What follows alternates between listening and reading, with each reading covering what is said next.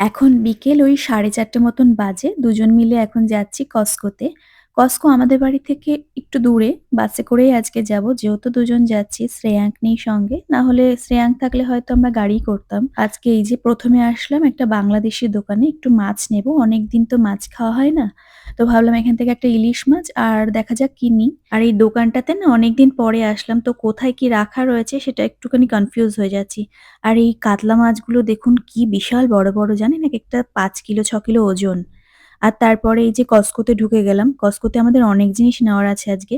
আর specially এসেছিলাম এই খেজুর নেওয়ার জন্য। লাস্ট টাইম বাড়ি যাওয়ার সময় অনেকগুলো খেজুরের প্যাকেট নিয়ে গেছিলাম। কিন্তু বাড়ি থেকে আসার পরে না ২-৩ বার কস্টকোতে এসেছি কিন্তু এই খেজুরের প্যাকেট আর পাইনি। আজকে ফাইনালি আমরা এই প্যাকেটটা পেয়েছি।